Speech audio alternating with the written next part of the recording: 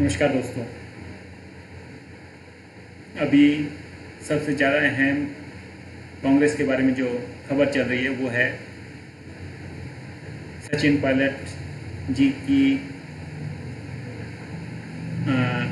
उप मुख्यमंत्री पद से निष्कासन। सिर्फ प्राइमरी मेंबरशिप बची है, बाकी सभी पदों से उनको निष्कासित किया गया है। और दूसरा अहम बात है, ये तो खैर आप जानते हैं जो मैंने अभी बताया। दूसरी बात है कि भाई अहम बात ये चल रही है कि युवा लोगों को कांग्रेस में मौका नहीं मिल रहा है काम करने के लिए। तो भाई मैं आपको दो बातें बताऊंगा इसके लिए, दोनों तरफ के बातें। कि एक तो युवा लोग जो हैं वो स्टेबल नहीं हो पा रहे हैं कांग्रेस पार्टी में।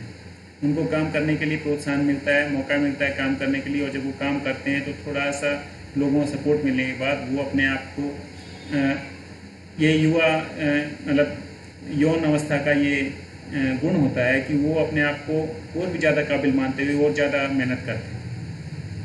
लेकिन इसका एक नेगेटिव पॉइंट भी है कि जब आप अपने आप को ज़्यादा काबिल मानते हैं तो दूसरों से ज़्यादा काबिल मानते हुए आप उसके हिसाब से ही अपने रिटर्न्स भी एक्सपेक्ट करते चले जाते हैं, और आपको लगता है कि आपको पीछे छोड़ा जा रहा है, या आपको आपके कामों के हिसाब से आपको आपका मेहनताना नहीं मिल रहा है, आपको उतनी तवज्जो नहीं मिल रही। लेकिन ऐसा होता नहीं है। क्यों नहीं होता है? क्योंकि आप जो काम कर रहे हैं, आपको अगर उसी स्पीड से मतलब आपकी काम के हिसाब से नहीं, आपकी एक्सपेक्टेशन के हिसाब से आपको चीज़ें मिलने लग जाएं, तो आप और भी ज़्यादा मतलब अपने आप को जो यौन अवस्था में होते हैं कि और भी ज़्यादा अपने आप को भगवान मानने लगेंगे, और वो अपने आप में ही घातक होता है। तो मेहनत सभी करते हैं, जो पुराने लोग हैं उन्होंने भी मेहनत की। उसके साथ दूसरी बात जो है नेगेटिव है वो युवा लोगों के साथ, कि अगर उनको वो मेहनत का फल नहीं मिलता तो वो पार्टी चेंज करने की बात करते हैं या घर बदलने की बात करते हैं। जो ऐसे लोग होते हैं उनको नॉर्मली नेगलेक्ट किया जाता है। जो घरों में भी कोई युवा कहता है कि मैं ज़्यादा काबिल हूँ और अपने घरों से अपने घरौंदे को तोड़ के अलग घर बनाने की बात करता है, तो उसको फिर सारी स्ट्रगल खुद करनी पड़ती है और वो उस घर का हिस्सा नहीं बन पाता, और इसलिए वो तरक्की भी नहीं कर पाता क्योंकि वो घर वालों का विश्वास नहीं जीत पाता। तो इसी तरह से जो युवा पीढ़ी की एक खामी है वो आपके खुद के आड़े आ जाती है। आपको मेहनत करनी चाहिए लोगों के लिए। लोग जैसे अब सचिन पायलट जी हैं, वो गरीब लोगों के लिए काम करते हैं और एक अच्छे नेता हैं। लेकिन जब आप काम कर रहे हैं और काम करने की आपको उसकी आपको तवज्जो मिल रही है कि आप जो है उप मुख्यमंत्री हैं प्रदेश के और प्रदेश अध्यक्ष हैं राजस्थान के, तो उसके बावजूद भी आप कह रहे हैं कि आपको सेटिस्फेक्शन नहीं है, तो ये युवा पीढ़ी की कमी है। दूसरा, फिर दूसरे लोग आपको उसमें सहयोग देते हैं तो आपकी बातें और निखर के सामने आ जाती हैं और आपका आक्रोश जो है वो ज़्यादा निखर के बाहर आ जाता है। लेकिन आपको और ज़्यादा मेहनत करने की ज़रूरत होती है वास्तव में उस पोजीशन में, अगर आपकी कोई पर्सनल दिक्कतें आपके सामने ना आए तो।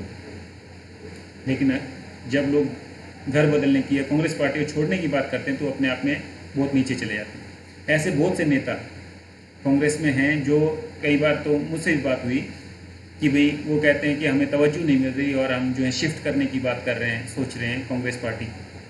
तो अगर कोई भी आदमी अपने आप को ऐसा जाहिर करना चाहता है कि हम शिफ्ट करना चाह रहे हैं, तो वो अपने आप को साबित कर रहा है कि वो कांग्रेस पार्टी का हिस्सा नहीं है या उसकी विचारधारा के साथ नहीं है। वो अपने गोल्स के लिए साथ में है, अपनी अचीवमेंट्स चाह रहा है वो आपसे, पार्टी से, और उसको जितनी ज़्यादा अचीवमेंट मिलेंगी तो आज या कल उसको बदलना तो है ही।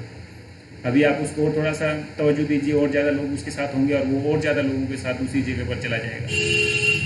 दूसरा, अब इस तवज्जो को ना दिए जाने से, जो इस तरह से हक मांग करके जो छीन करके हक ले रहे हैं, उनको तवज्जो ना दिया जाना भी एक अच्छी बात है, क्योंकि इससे जो बहुत सारे लोग काम करके मेहनत करके जिनको फल मिलना चाहिए वो फल नहीं मिल पाता, क्योंकि कुछ लोग सिर्फ मांगने में लगे रहते हैं और वो मांग के ज़्यादा हिस्सा अपने हिस्से में ले जाते हैं। वो जोर इस बात पे नहीं लगाते कि आपको पार्टी के लिए, लोगों के लिए, अपने प्रदेश के लिए काम करना है, बल्कि इस बात पे ज़्यादा जोर लगाते हैं कि आपने लिया क्या, लेना कैसे है, मिलेगा कैसे, उसके लिए किन लोगों का सर्किल बनाना पड़ेगा, किन लोगों के साथ आपको अलाइनमेंट करना पड़ेगा, लाइजनिंग करनी पड़ेगी, किन लोगों से आपको मतलब बातचीत रखनी पड़ेगी, और आप प्रदेश के लिए काम करना भूल जाते हैं।